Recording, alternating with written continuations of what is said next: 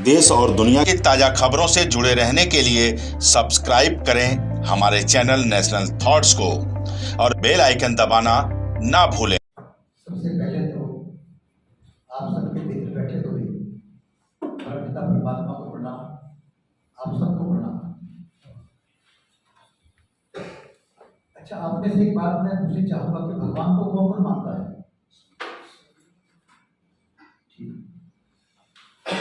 कौन ऐसा जो नहीं मानता भगवान को?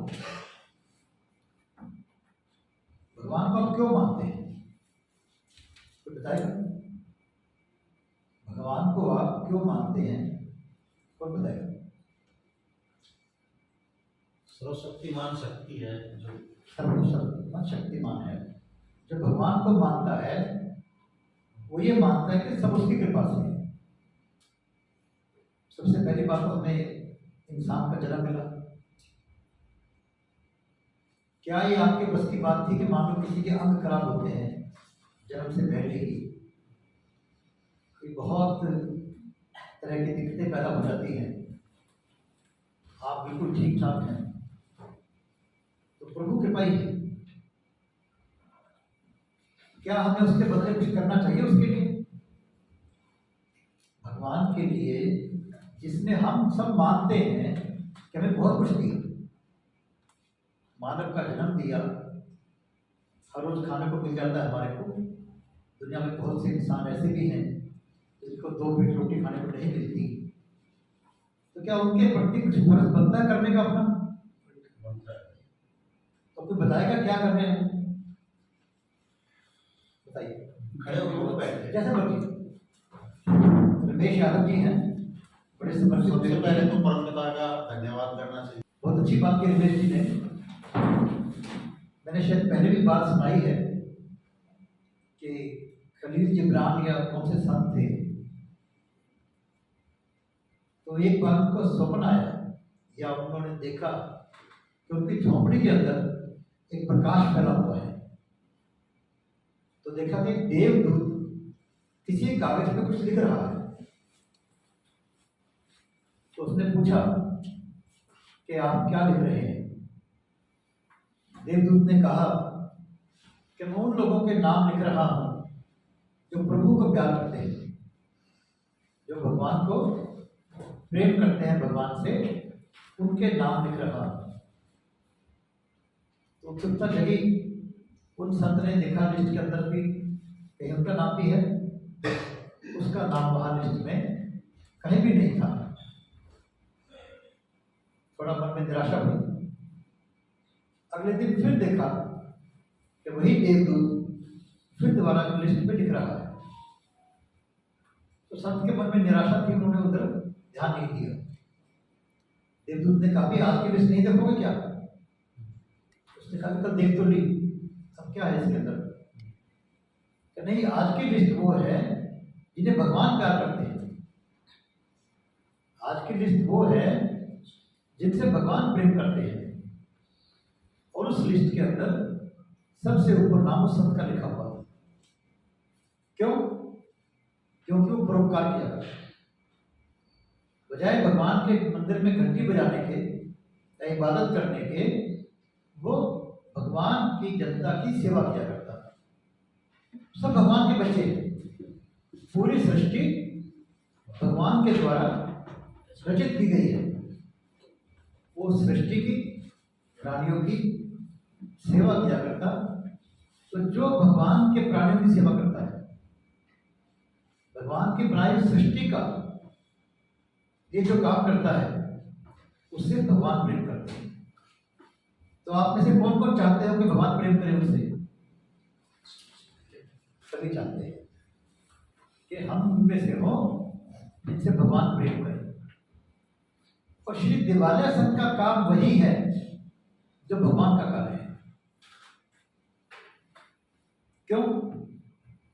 हर बार जब भी आप लोगों से बात करने का मुझे अवसर मिलता है, मैं कहा करता हूं कि भगवान से महाभारत के बाद किसी ने कहा कि भगवान कृष्ण भगवान को कहा कि आप चाहते तो इतना विनाश नहीं होता, इतनी मार काट, इतनी तकलीफ, तो तो भगवान ने कहा मैं तो निर्लेप हूँ, मैं कुछ नहीं करता, मेरे करने से कुछ नहीं होता। मैं कभी नहीं चाह सकता था कि मेरी बहन के चिरहरण हो, सभा के अंदर मेरी बहन के बर्तन खींचे जाएं। क्या मैं चाह सकता था? ये नहीं चाह सकता था।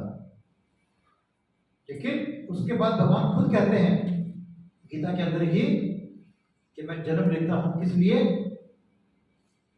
धर्म की रक्षा के लिए, राक्षसी प्रवृत्ति वालों का विनाश करने के लिए, संतों के भले के लिए, मानवता के कल्याण के लिए स्वयं जन्म लेते हैं भगवान। वरना भगवान इशारे से काम कर लेते। जब वो कहते मैं कुछ करता ही नहीं, भगवान को जन्म लेने के लिए क्यों आना पड़ा? भगवान का कार्य है कि मानवता का कल्याण, राक्षसी प्रवृत्ति वालों का समाप्ति, ये भगवान का कार्य है, ईश्वरीय कार्य है। और श्री दिवाली संघ का सबसे मुख्य उद्देश्य क्या है? राक्षसी प्रवृत्ति का समाप्ति, चाहे उनको समझा के की जाए और चाहे उनको समाप्त करके की जाए। क्योंकि समझाने से कई बार राक्षसी वृत्ति के लोग नहीं मानते। इतिहास में इतिहास गवाह है कि राक्षसी प्रवृत्ति वाले समझाने से नहीं माने और प्रभु को उनको दंड देना पड़ा। तो राक्षसी वृत्ति की समाप्ति करना एकमात्र एक कार्य है जिसके लिए भगवान स्वयं जन्म लेते हैं। और उसका इलाज क्या है? कैसे हम क्या कर सकते हैं? शक्तिशाली बनकर ही राक्षसी प्रवृत्ति को समाप्त किया जा सकता है। आपके पास बहुत पैसा हो गया, आपकी हेल्थ ठीक है, अपनी अच्छी बातें करते हो, लेकिन राक्षसी प्रवृत्ति वाले ने तो उसको मजा ही नुकसान करने का आता है। रामायण में पूछा गया कि दुष्ट का परिभाषा क्या है? दुष्ट कौन है? दुष्ट लोगों को तंग करके खुश होता है, उसको दुनिया को दुख देकर ही खुशी मिलती है। तो क्या करें? किसी व्यक्ति को किसी के मुंह से रोटी छीनकर खुशी मिलती है और किसी व्यक्ति को भूखे को खाना खिलाकर खुशी मिलती है।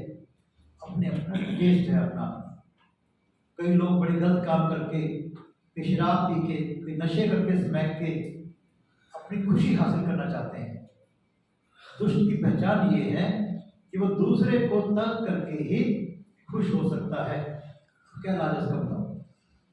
कहता मैं अपनी खुशी के लिए कर रहा हूँ, मैं जाती हुई लड़की को तंग करूंगा, मैं बुजुर्गों को तंग करूंगा।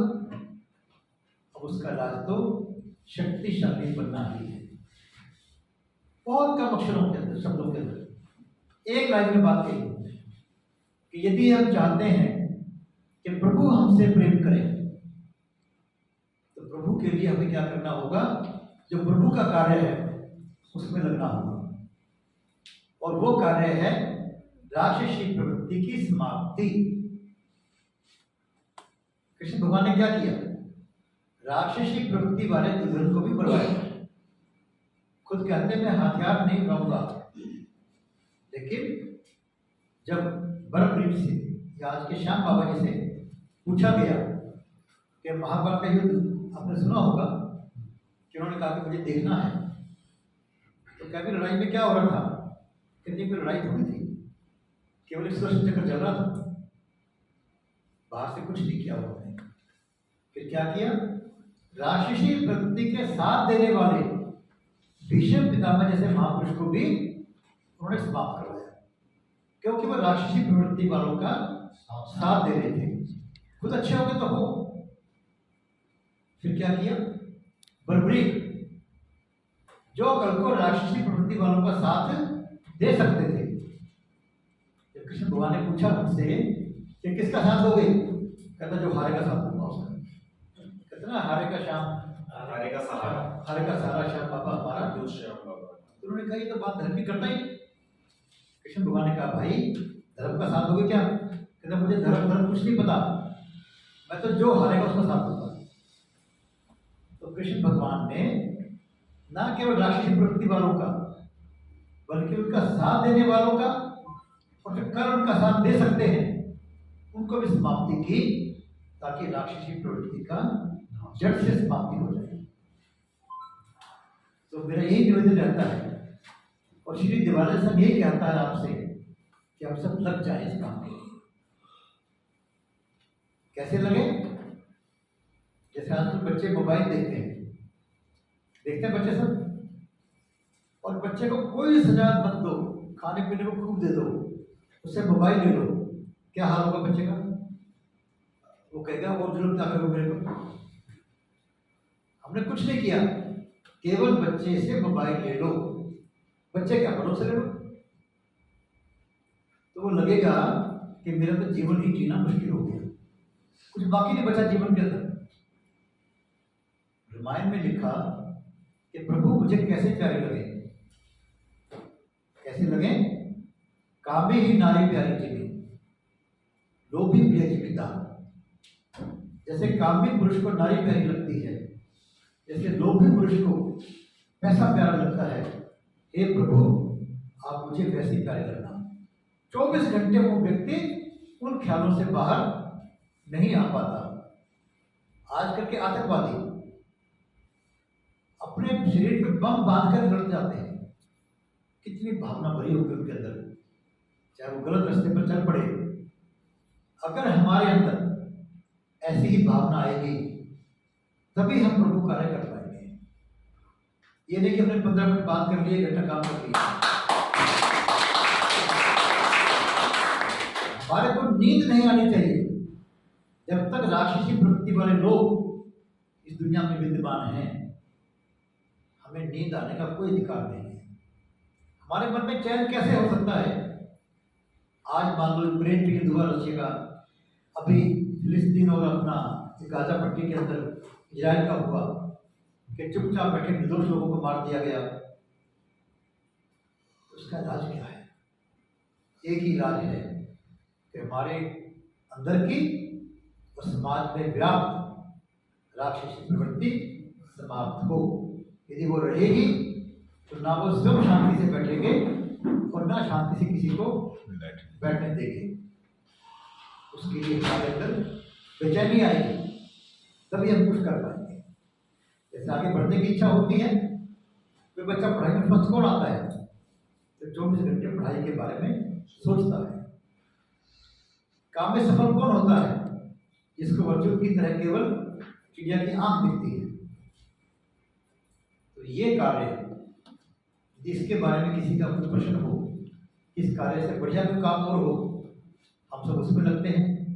यदि ये काम बढ़िया है तो इसमें लगते हैं। मुझसे पूछा किसी ने पिछली बार, तो विद्वान ही व्यक्ति थे, कि शक्तिशाली कैसे बने। सबसे पहली बात है भावनाएं होना। कोई व्यक्ति बहुत शक्तिशाली बनकर शरीर से कुछ नहीं कर पाता। जो मन से शक्तिशाली है वो पता नहीं क्या करते। कितने ही दुनिया में उदाहरण हैं जिन्होंने अपंग होने के बावजूद हिमालय की चोटी पर चढ़ गए, अंधा होने के बावजूद विद्वान बन गए हो, और शरीर के पूरे नकारा होने के बावजूद नोबेल प्राइज जीत दिया विज्ञान के अंदर आविष्कार करके। क्या नाम था उनका? हाकिम, क्या नाम था उनका? हॉकिंस जो थे, स्टीफन हॉकिंस। वो व्यक्ति पूरी तरह से शरीर से अनफिट था, और उसके मन में लगन थी कुछ करने की, और वो बन गया। फूलन देवी अपने देश में ही थी, बिल्कुल गरीब परिवार की कमजोर लड़की, जिसके साथ जुल्मों की इंतहा हुई, और उसका आत्मबल मजबूत था, तो उसने कितना बड़ा काम कर दिया। ठीक गलत की बात नहीं है, लेकिन उसने अपना समाज में नाम किया और दिखा दिया कि कोई व्यक्ति कितना ही कमजोर होने के बावजूद यदि मन से मजबूत है तो बड़े से बड़े वो शक्ति हासिल कर सकता है। यदि हम सब मन के अंदर निश्चय करेंगे कि हमने कुछ करना है और कल को हमने मरना है कि प्रभु हमें प्यार करे, तो कार्य करना होगा। कार्य क्या करना होगा? राक्षसी प्रवृत्ति को समाप्त करने के लिए हमें कार्य करना होगा। और वो कार्य क्या है? शक्तिशाली बनना। शक्तिशाली बनना होगा आत्मबल से और संगठन से। आत्मबल और संगठन। तो आत्मबल के लिए संस्कार की बात की, संगठन के लिए संस्कृति की बात की। तो 3 संकल्प जो बनाए हमने, और उन सबके अंदर एक सूत्र के रूप के अंदर नारा दे दिया। क्या नारा दिया हमने? जय हो माता पिता की। अरे भाई, जब माता पिता का धन्यवाद जो नहीं करेगा, किसका करेगा? आज के समाज में बहुत जगह देखते हैं आप लोग कि लोग अपने माता पिता की केयर नहीं करते। भगवान को तो बाद में करेंगे बात। माता पिता सबको दिख रहे हैं। जो भगवान को नहीं मानता, बहुत लोग हैं ऐसे। क्या माता पिता को नहीं मानेंगे वो? जिन्होंने जन्म दिया, जन्म के अलावा बाल को उसका बड़ा किया, जब वो किसी भी लायक नहीं था, उसका ख्याल रखा। जब कोई व्यक्ति उसका ही नहीं मानेगा तो किसी और का तो नहीं मान सकता।